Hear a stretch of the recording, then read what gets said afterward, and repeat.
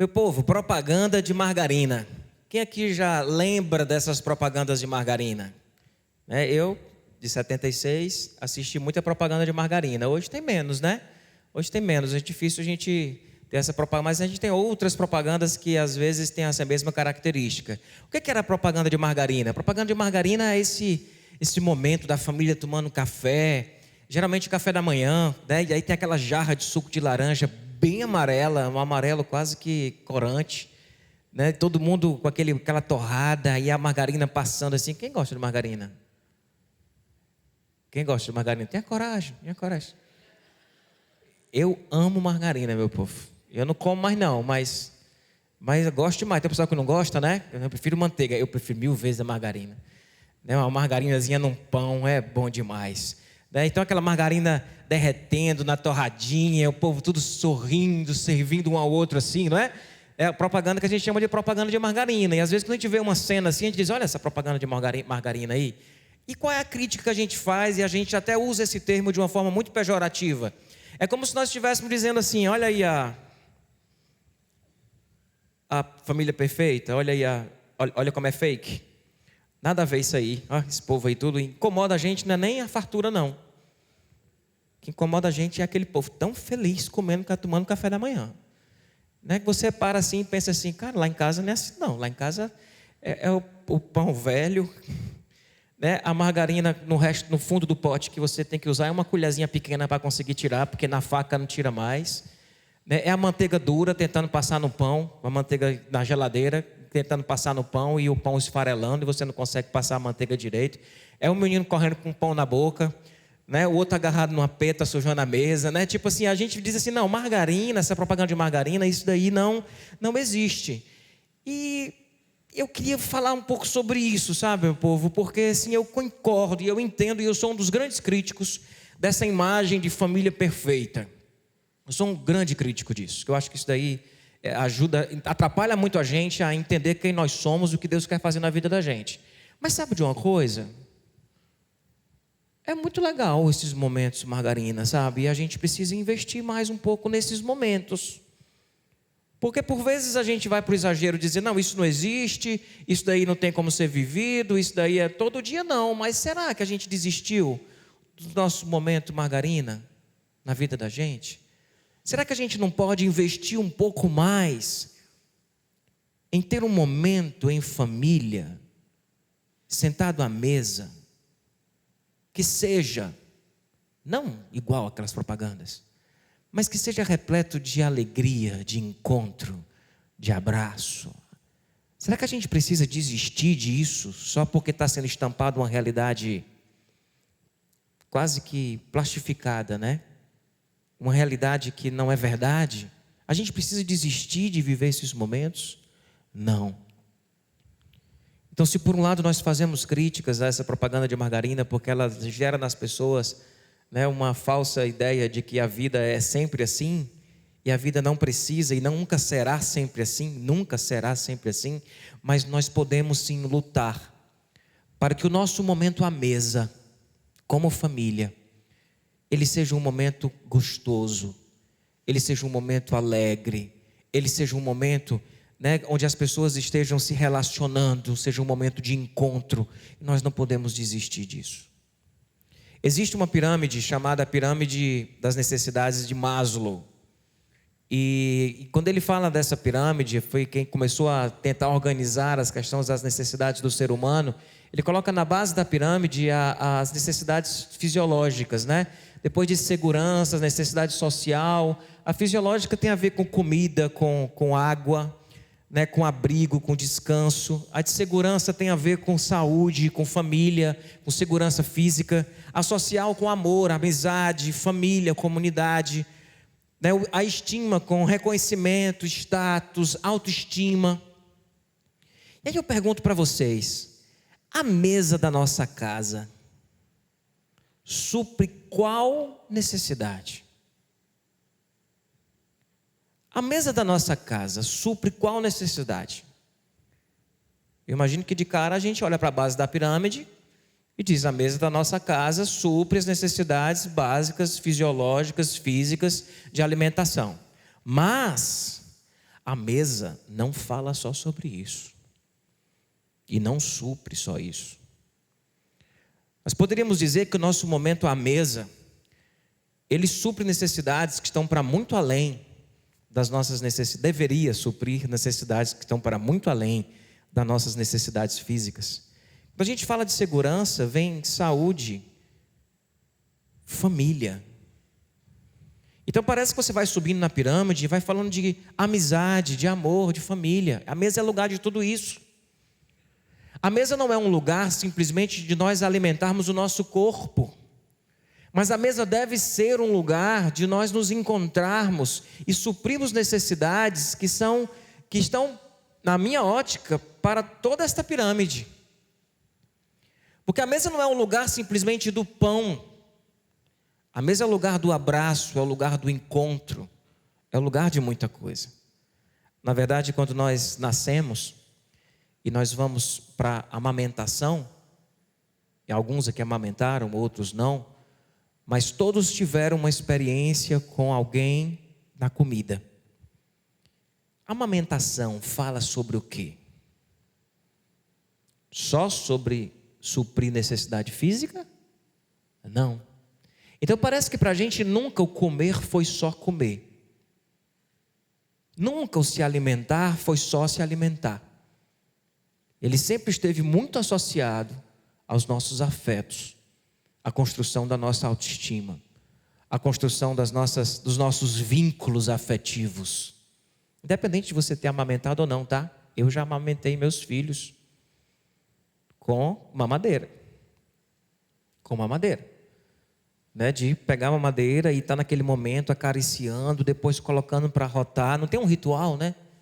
Esse ritual não fala só sobre comida, ele não fala só sobre o físico, ele fala sobre afeto, ele fala sobre encontro, ele fala sobre vínculo, que está para muito além disso. Então, quantas vezes eu amamentei os meus filhos com mamadeira? Uma vez o menor quis amamentar aqui também, né? E aí não deu muito certo não, porque eu estava sem camisa com ele, né? E fui segurando num braço aqui e abrindo aqui para procurar mamadeira, para poder preparar o leite. E aí ele olhou assim e disse, será? E eu já disse para eles, cara, naquele dia, quase que tu morre, porque eu quase que te largo em cima da pia, assim. Não tive essa amamentação, mas tive outras. E parece que toda vida que a gente senta à mesa para poder conversar, para poder, sabe, tipo, ter um momento à mesa, ele é um momento de amamentação. Ele é um momento onde nós estamos suprindo, e deveríamos estar suprindo, não apenas a necessidade do nosso corpo. A mesa da nossa casa, ela é poderosa. Tanto para salvar, como para afundar. Tanto para colocar você para cima, como para colocar você para baixo. E sim, nós não vamos viver uma realidade da família de margarina, mas nós podemos viver momentos à mesa mais especiais do que o que nós estamos vivendo. Sem ser com aquelas mesa toda, aquela torrada, aquele suco de laranja, com o que for, com o café com leite, com sabe, o pão e a manteiga, ou o pão com ovo, o polvo. Mas nós não estamos ali apenas alimentando os nossos corpos. E nós, família, precisamos lembrar disso. Nós precisamos lembrar disso. Jesus sabia muito do poder da mesa. E usou muito a mesa. Usou muito o momento das refeições, não apenas como recurso didático, ilustrativo, mas na prática, para os momentos de encontro que ele tinha com pessoas. Por que nós desprezamos esses momentos como se ele fosse um momento qualquer? Não é um momento qualquer. E nós deveríamos investir mais, ter mais intencionalidade nesses momentos. Falando sobre o poder da mesa e olhando para Jesus, lá em Apocalipse 3:20, quando Jesus diz, e eis que eu estou à porta e bato, se alguém ouvir a minha voz e abrir a porta do seu coração, eu entrarei e farei o quê? Um estudo bíblico contigo? Eu entrarei e vou sentar contigo para comer. Deus tem dessas coisas com a gente, sabe? Parece que Deus sabe que o momento da comida, ele é um momento sim, de afeto, de encontro, de relação.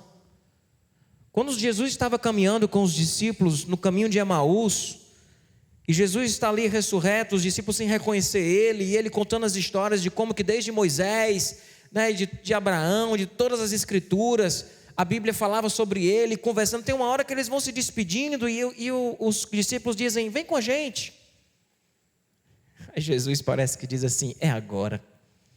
Eu estou aqui no caminho conversando com eles não estão entendendo nada. Mas é agora que eles vão entender. E para onde Jesus foi? Para a mesa. E foi na mesa, e aí lendo o versículo 30 e 31, quando estava à mesa com eles, tomou o pão, deu graças, partiu e deu a eles. A Bíblia diz que os olhos deles foram abertos e o reconheceram, e ele desapareceu da vista dele. Parece que a mesa, ele é um lugar que tem o poder de nos fazer abrir os olhos para enxergar algumas coisas que às vezes na letra fria nós não entendemos, no discurso isolado nós não compreendemos, mas quando partimos o pão, parece que os nossos olhos se desvendam para uma série de coisas. Jesus sabia disso. Jesus, quando passou e viu aquele homem em cima da árvore, um homem de má reputação, um bandido, um ladrão que roubava o seu próprio povo, ele diz o que para Zaqueu? Zaqueu, desce daí, vamos comigo para a sinagoga. Zaqueu, desce daí, vamos lá no templo oferecer um sacrifício, porque você é muito pecador, Zaqueu. É isso que Jesus faz? Ele diz: Zaqueu, desce daí que hoje eu vou para a tua casa. Eu vou repousar na tua casa. E vocês têm alguma dúvida que Jesus sentou à mesa com Zaqueu? Vocês têm alguma dúvida disso? E o que saiu dessa mesa? O que saiu dessa mesa? Saiu um homem arrependido, saiu um homem transformado, saiu um homem disposto a devolver tudo que ele tinha roubado e reparar, indenizar as pessoas que tinham sofrido prejuízo, que ele ia devolver com tantas vezes mais, ia dar aos pobres. Um homem que saiu dessa mesa quebrantado, compreendendo coisas que ele antes não compreendia. Jesus não levou para o sinédrio, Jesus não levou para a sinagoga, Jesus não levou para o templo, ele foi sentar à mesa com esse cara. Porque Jesus sabia o poder da mesa. Quando Jesus vai se despedir dos discípulos, e aquele momento fantástico onde ele diz: este é o meu pão, esse pão é o meu corpo que é dado por vós, esse cálice é o cálice da nova aliança. Ele lava os pés dos discípulos. Jesus está onde? Está numa mesa, trazendo lições preciosas nessa mesa, partindo o pão, comendo junto e falando sobre a vida, gerando encontros e tantos e tantos e tantos e tantos diálogos. Como isso é poderoso. Jesus morre na cruz, Jesus ressuscita e ele aparece aos discípulos na praia. Na praia não tem mesa, na praia tem churrasco, na praia tem fogueira, tem pão na brasa, tem peixe na brasa. O versículo lá em Lucas 21, o 9, e eu vou destacar o 9 e o 12, diz que quando desembarcaram, viram ali uma fogueira, peixe sobre brasas e um pouco de pão. Jesus disse o que para os discípulos no versículo 12? Foi que Jesus disse para os discípulos no versículo 12, meus irmãos, depois dos 2 pontos: venham comer. Venham comer, sentem aqui, olha o pão na brasa. Jesus vai de novo para a mesa, porque ele sabe que a mesa é um lugar poderoso de encontro, de conexão, de vínculo, de aliança, de entendimento, de revelação. Quando Cristo voltar, Apocalipse fala, Apocalipse 19, 17, venham, reúnam-se para o quê? O grande banquete de Deus. Parece que Deus está sempre à mesa. tentando se relacionar com as pessoas, querendo entrar na casa delas para comer com elas. Nós não podemos desprezar o poder da mesa, dos encontros e desencontros que acontecem na mesa. Eu chegaria a dizer para vocês que mesa, em termos de, se a gente tivesse que escolher um objeto físico sagrado, né, se escolher um templo, né? Mas a partir do Novo Testamento, talvez o lugar mais sagrado seja a mesa. Porque é o lugar do encontro. Deveria ser o lugar do encontro, o lugar da revelação. E aí eu faço uma pergunta para vocês. Existe mesa na sua casa? E aí assim, eu sei que tem mesa na tua casa. Eu não estou falando daquele negócio reto com 4 pernas. Existe mesa na tua casa? Você está entendendo essa pergunta depois do que eu falei aqui? Existe mesa na tua casa? Como vocês têm se reunido para comer? Familiar. Como é que tem sido isso? Quando a gente vai para a mesa, a gente está indo só de acordo com Maslow, né? A gente estaria simplesmente alimentando os nossos corpos? É só isso que a gente está fazendo ali?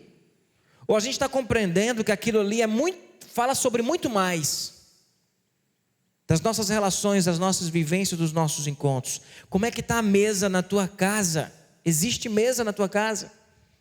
Você tem posto essa mesa, você tem sentado à mesa de uma forma intencional, consciente, sabendo o que você está indo fazer ali?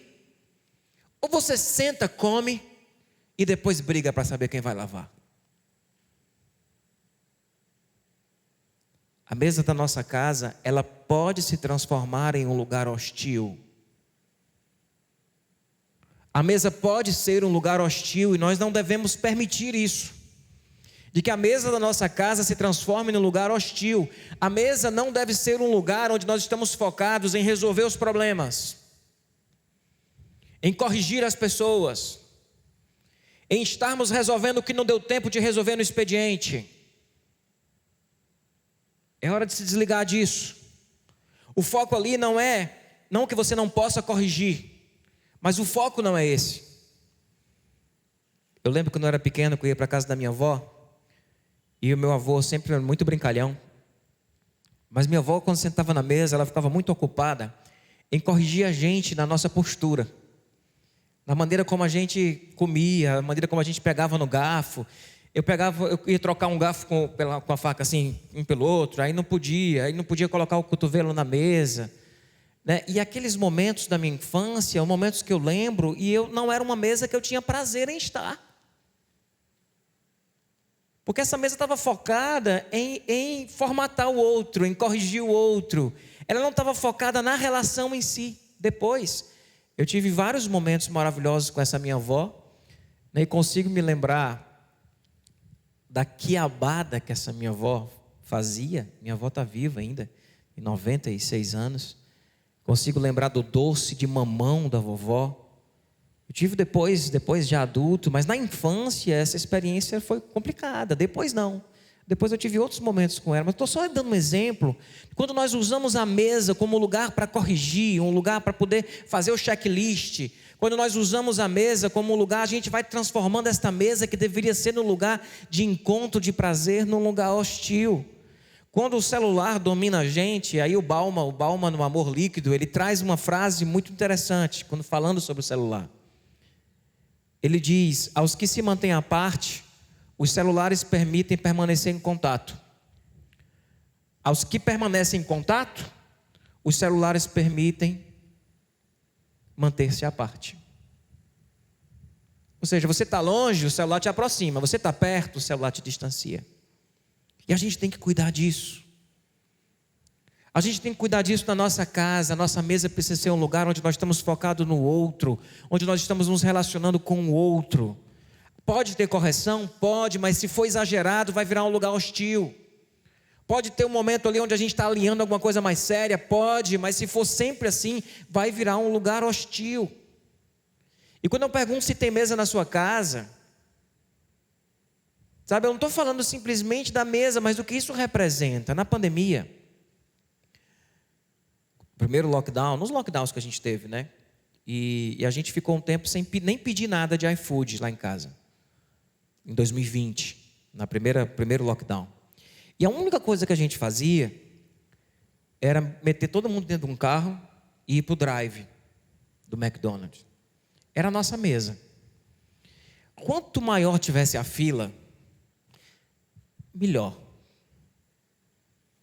Porque não era ir lá pegar um sanduíche para comer. Era viver um momento junto. Fora de casa, mas conectado. Então a tua mesa pode ser o drive. A tua mesa pode ser um restaurante. A tua mesa pode ser a varanda da tua casa.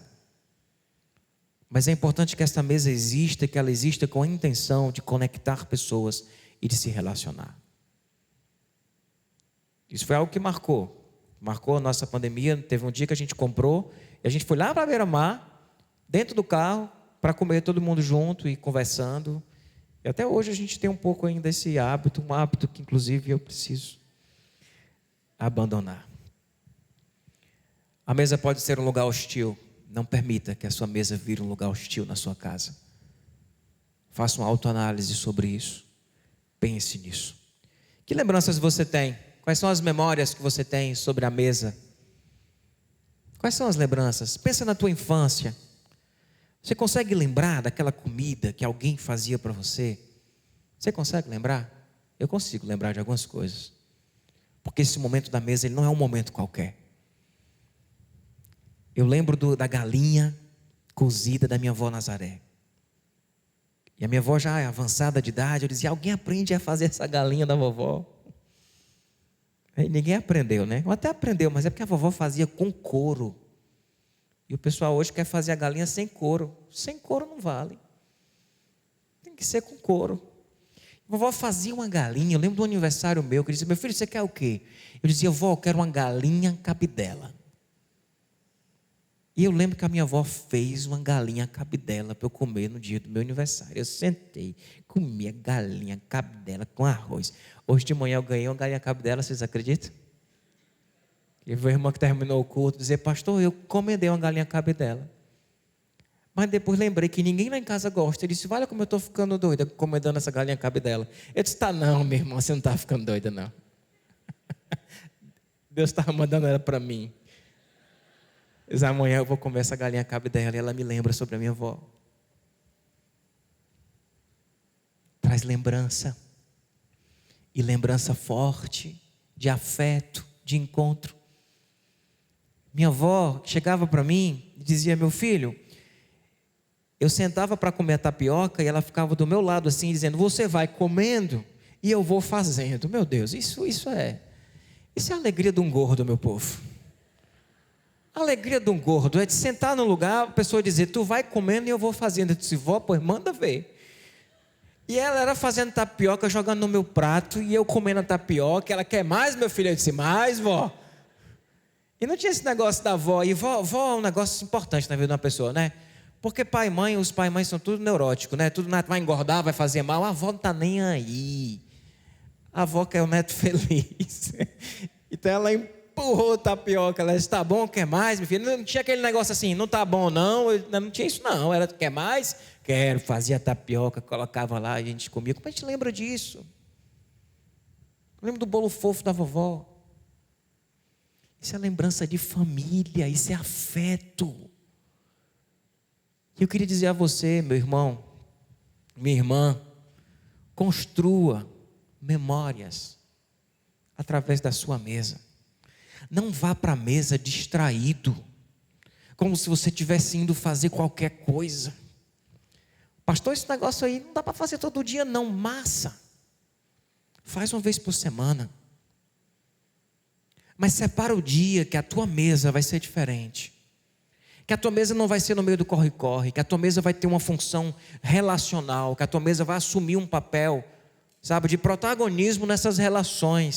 Seja intencional. Pastor, eu não sei cozinhar nada. iFood. Eu não sou muito de arrumar as coisas. Não precisa arrumar. Se você sabe arrumar e gosta de arrumar, arruma e faz daquele momento um momento arrumado, legal. Mas desenvolve isso na tua casa, vive esse momento na tua casa como um momento sagrado. O momento em que a gente senta para comer em família, ele é mais sagrado do que esse momento aqui. E nós precisamos investir nisso e participar desses momentos sem estar distraído. Precisamos ser mais intencionais neste momento. Sabemos o que estamos indo fazer. Jesus foi intencional. Os caras estão lá. Jesus diz assim: vou receber os caras, né, vão ficar mortos felizes comigo. Não, ele preparou uma fogueirinha. Quando o pessoal chegou, ele já estava com o peixezinho já na brasa, porque quem bota peixe na brasa sabe que peixe demora. Vai assar uma tilápia na brasa? Demora. Não é igual assar uma carne, não. É mais tempo. Jesus se arrumou antes, fez a fogueira, colocou os galinhos, posicionou o peixe, ficou lá esperando os discípulos virem. Quando eles vieram, já estava o peixinho na brasa. Senta aí, vamos comer. Vamos comer. Isso não é coisa de mulher, não. Isso é coisa de gente. Bora comer. Preparamos aqui, sentem aqui. Exige preparo. Jesus estava sendo intencional. Ele não foi assim, do nada, sabe? Que tal a gente comer? Não, ele estava pensando nisso. Ele projetou isso, como ele projetou a noite da ceia. Como quando ele chama Zaqueu para descer daquela árvore e sentar com ele na casa dele. Ele sabia o que ele estava fazendo. Ele foi intencional. Que sejamos intencionais dentro da nossa casa. Fiquei muito feliz hoje, depois do culto da manhã, quando eu entrei no Instagram e vi algumas famílias, uma família postou, né, que tinha reunido um almoço, porque quando terminou o culto, eu disse: a gente vai para onde agora? Vamos para a mesa. E a família postou, todo mundo na mesa, e a legenda dizia: há muito tempo que nós não reuníamos todo mundo assim, dessa forma. Eu acho que aquela sentada ali, ela foi intencional, ela foi consciente. Nós entendemos o que nós estamos fazendo aqui. E essa pregação de hoje tem esse único objetivo: não fique distraído em relação a algo tão importante da vida familiar. Que a gente possa sentar à mesa, tendo consciência do que nós estamos fazendo, com intencionalidade. Experimente sentar à mesa às vezes só com o cônjuge, às vezes pega só um dos filhos, para quem tem mais de um, e sai sozinho com ele. Ei, vamos jantar hoje só nós dois. Bora almoçar ali só nós dois. Vive esta mesa grande, a mesa pequena, a mesa 2, a mesa com um grupo maior. E tem a mesona, né, do churrasco, a mesona da família, aquela mesona que já é outra coisa. Está mais para festa do que para qualquer outra coisa, que também tem seu valor. Mas eu estou falando dessa mesa da intimidade, essa mesa do todo dia. A vida está tão puxada, está tão corrida, que corre o risco da gente nem sentar mais para comer. A tentação de você pegar um prato, sentar num sofá, de você ficar assistindo alguma coisa, de você se distrair sobre esse momento, que ele é tão especial na nossa casa, e nós não podemos negligenciar ele. Amém? Vou soltar um vídeo para vocês, né, que saiu essa semana. Eu vi essa semana, que é um experimento. Eles fazem uma pergunta para alguns casais, se eles tivessem que escolher uma pessoa, se você pudesse escolher qualquer pessoa para jantar com você, você escolheria quem? Esse é o vídeo, vamos assistir, depois a gente vai orar. If you could have dinner with anyone, living or dead, who would you choose? Kylie Minogue. Marilyn Monroe. Oh God, I wouldn't have a clue. I know, straight up. Paul Hogan. Kim Kardashian. No. I'd like to have dinner with Justin Bieber. What? He's not coming to my house. I'd have Bob Hawke. Dave Hughes. Barry Humphries. Jimi Hendrix. People who have made a difference in the world, maybe Nelson Mandela at the dinner table. I don't know what he's going to say. I'm scared. If you could have dinner with anyone in the world, who would you choose? Probably our whole family, like our whole extended family. Mum and Dad. Mum and Dad. Does it have to be a celebrity? Could it be family? We love it. We talk about how school is. We ask Mum and Dad how their day was. Family. Yeah, Mum and Dad. Family. Who would you like to have dinner with? They just want to be with us while they're eating food, which is pretty cool. They see us above everything. I'm going to get... Yeah. Yeah. Bit of a message in it for me. Yes.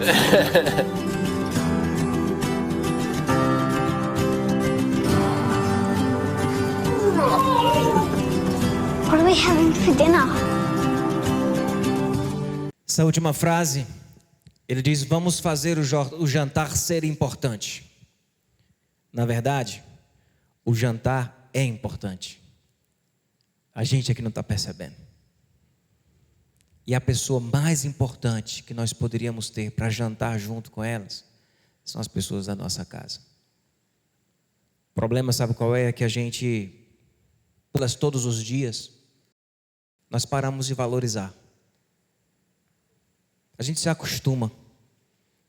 Até o dia que falta, né? Até o dia que falta. Parece que foi com as crianças ainda estão entendendo quem são as pessoas mais importantes. A gente às vezes diz, né? Mas elas vão crescer e não vão mais querer jantar com a gente. Com quem foi que elas aprenderam isso? Com quem foi que elas aprenderam que jantar junto não é importante? Bora rever nossa postura. Vamos colocar intencionalidade em tudo isso que nós fazemos à mesa. Amém?